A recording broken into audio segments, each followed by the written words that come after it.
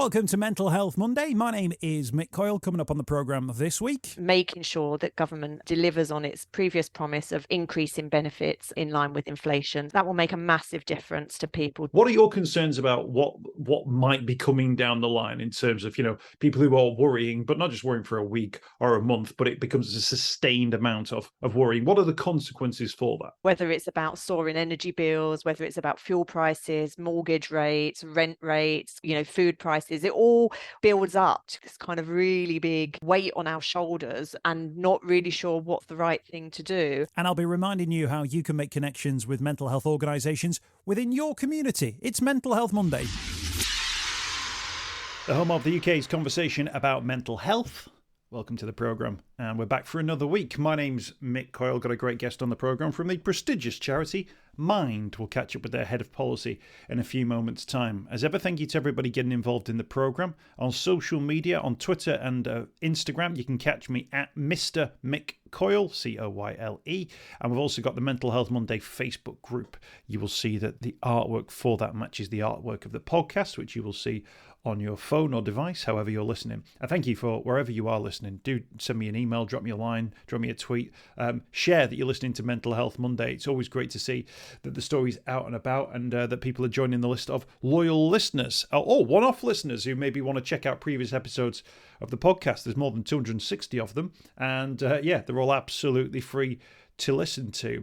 We're going to talk about the cost of living crisis this week. Now, I caught up with Mind on a day that it was announced that inflation within your supermarkets had risen to more than 10%. So something that cost £1 last year now costs £1.10. Now, that in and of itself for one item would be a problem, but when that's every item, of course, it starts to have an impact on the amount of money that we can spend. Throw into the mix the rising cost of mortgages, the medium to long-term impacts of the so-called mini-budget, which the government delivered and then completely scrapped, all but, when they realised it absolutely tanked the markets and, to a certain extent, large parts of the economy. So there's lots going on, some things that we can affect, and a lot of things, and I mean a lot of things at the moment, that we have absolutely no effect on whatsoever.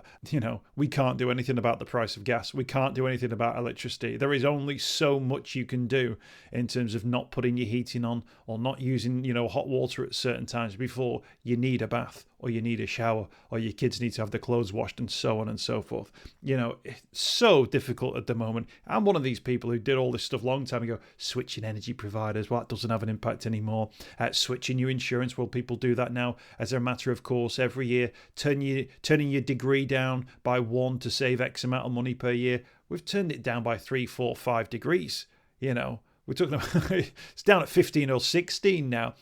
Switch supermarkets, stop buying branded cereals and all that kind of stuff. We've taken all that advice on board. A lot of people did that a long time ago, and still the money is not adding up when it gets to the end of the month. This is a cost of living crisis which is affecting everybody, but of course those who are at the lower level of family incomes and personal incomes are affected by this significantly worse. And Mind have done some work on this one to get a sense of sort of where people are at and how it's affecting people's connectivity. Because, of course, we can talk about bank balances and prices all day.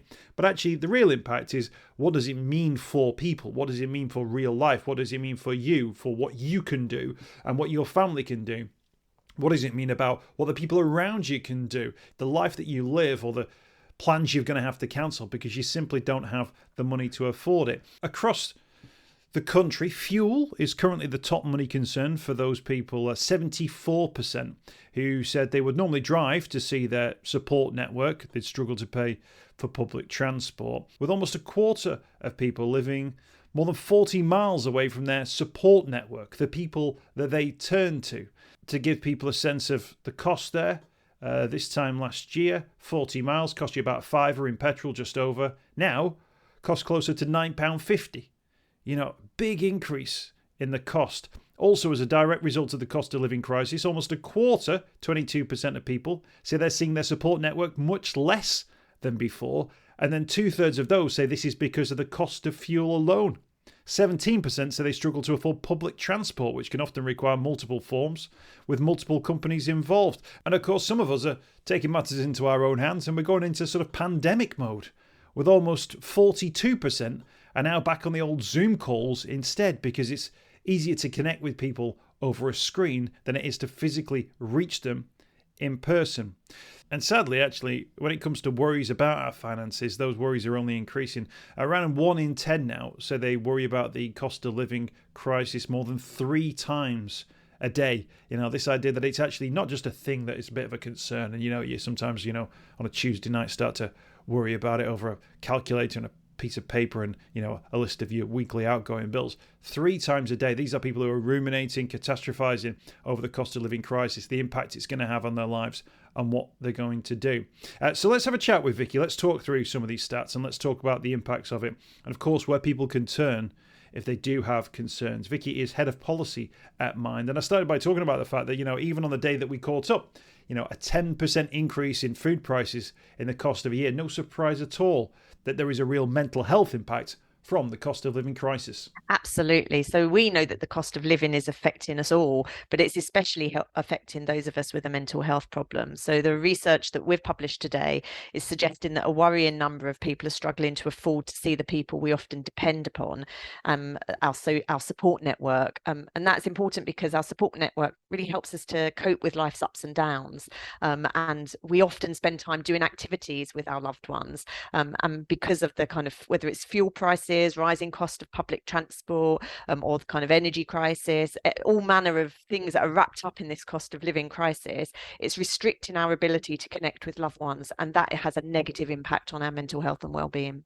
I know we're at a point where we're still not fully aware of the long-term mental health impact of the pandemic, but some of the things you've just talked about there, making sure your support network is around you, actually throws us right back into that mix, doesn't it, of lockdown and not being able to see the people that you care for and who care for you. Yeah, and I remember when we all kind of came out of lockdown, the joy it was to kind of be able to kind of connect, to see people physically be in the same room as people. So this is, kind of taken us back a little bit from where we were. I think there's important kind of things that we can take, the learning that we can take from the pandemic, where actually, suddenly everyone understood like what Zoom calls or video calls were and staying connected. So there is something about taking the learning from the pandemic and staying in contact with our loved ones, whether that's, if we can't see them physically, it's about making sure that we're connected through phone calls or video calls or text or emails. Just having that regular contact, is important. And if you can't physically see them, then make sure that you're making kind of connections maybe closer to home in your local community. Lots of peer support groups, art or gardening classes that might be happening right on your doorstep. You just might not know about them just yet. Yeah, and actually, 1 in 4, 1 in 5 people say they see loved ones less. And 2 out of 3 are saying that the actual physical cost of petrol is the reason that they're not making those trips, that's a specific thing that you can quite clearly see from your survey. Yeah, absolutely. And I think what's kind of added to that is the nature of this cost of living crisis. It's constantly changing directions, the kind of political instability that it's also brought.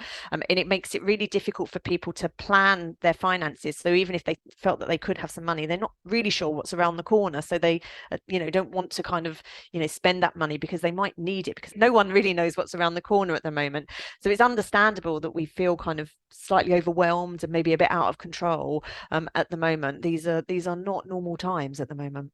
I was going to say, because actually there's a stat within your survey that says that many people are worrying multiple times in a day, and I think that's probably fair to say that we all worry, and actually in uncertain times it's quite a normal sort of emotional response. What are your concerns about what might be coming down the line in terms of people who are worrying, but not just worrying for a week or a month, but it becomes a sustained amount of worrying? What are the consequences for that?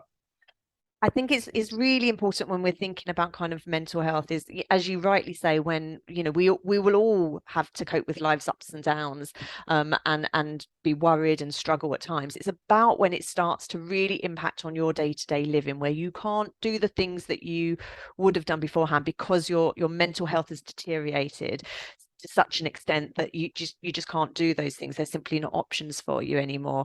And that's when we'd really say, that's when you need to go and, talk to a loved one, but also seek professional help, go to your GP, because that's when it's starting to not just be a challenge, but it becomes a real problem that we have to deal with, but also can be treated, and you can receive the support that you need for that, and you can get better. So that's a really important message, to kind of be able to clock when it's starting to become more of a problem than just a kind of a worry that we all might have at times because of the nature of the situation at the moment. I think as well, on a day where we've seen the supermarket prices, hit a 10% inflationary point, and we're heading into that Christmas period, aren't we? Where you've got to put things in your basket because it's Christmas, and you've got to spend money for various different reasons. I wonder whether or not actually even people who maybe felt they did okay during the pandemic might find a different challenge through this period of time, where they're suddenly, hang on a minute.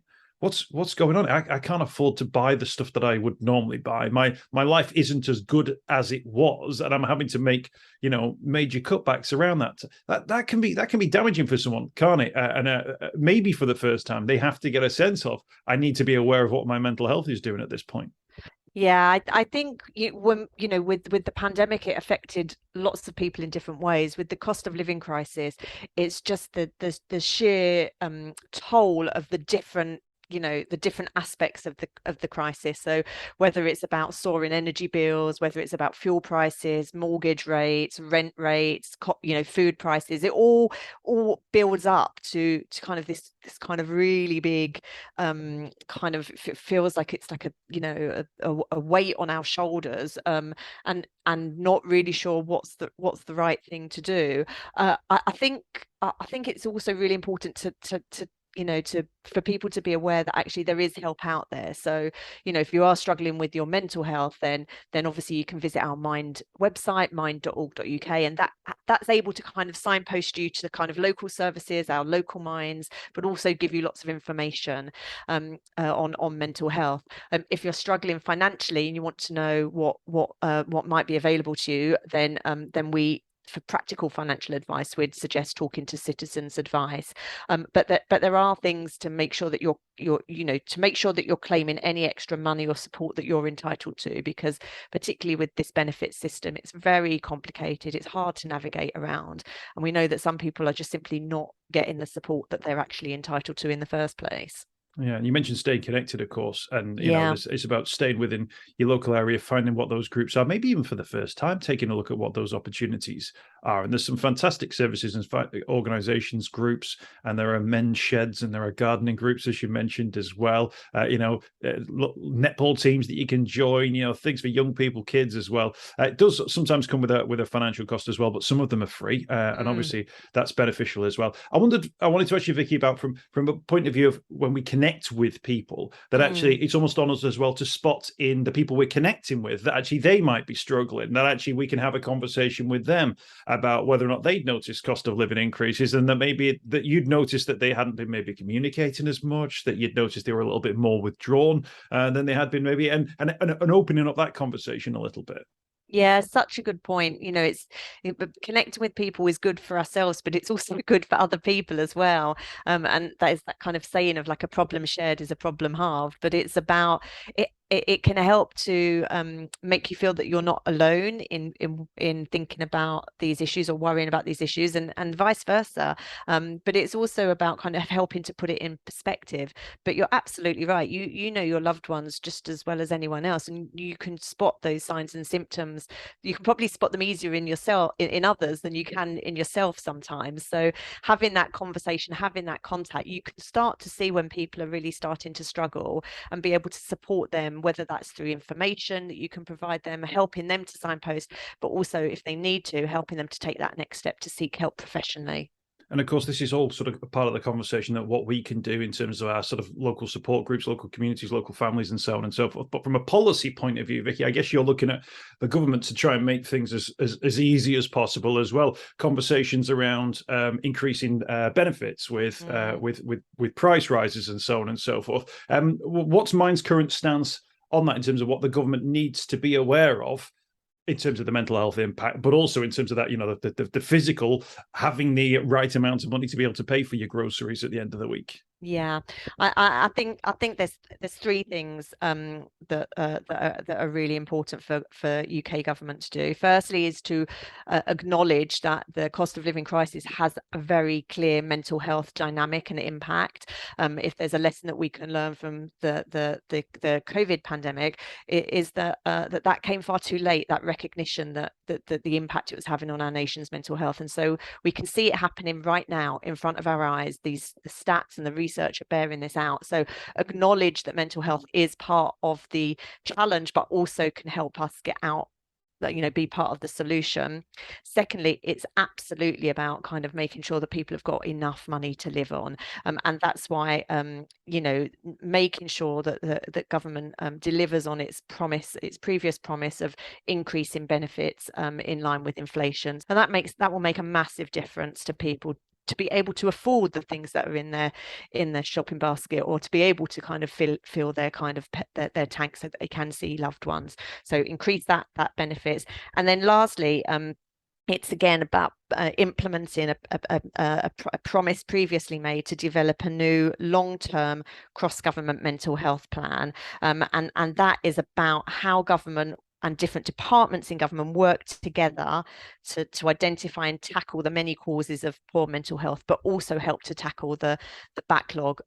Because when we talk about backlog of services, we often hear about the delay for some of the physical health problems, but we've got 1.6 million people on a waiting list for mental health treatment, and a further 8 million that can't even get on the waiting list. So all of these big stories that you're hearing about in the news that all have a mental health element. So we need government to work much better together to tackle some of those problems.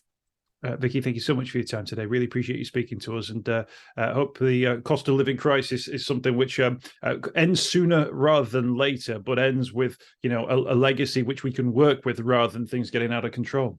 Thank you so much. I hope you've enjoyed this week's podcast. Thanks for checking out Mental Health Monday. My name is Mick Coyle. You can find me on Twitter at Mr. Mick Coyle. You can also find me, Mick Coyle, on Facebook as well. Don't forget, if you want to speak to somebody about your mental health, you can do so. The Samaritans, free to call on 116 123. You can find mental health services where you are. Just look for the Hub of Hope. Type in your postcode. It'll find those mental health services close to you. And for support in a crisis, you can text SHOUT to 85258. That's if you're experiencing a personal crisis, you're unable to cope and need support. Shout to 85258. That's a text line. Do get involved in those services. In an absolute emergency, always remember the number to call is 999. Thanks for downloading the podcast this week. We'll be back next week with more Mental Health Monday.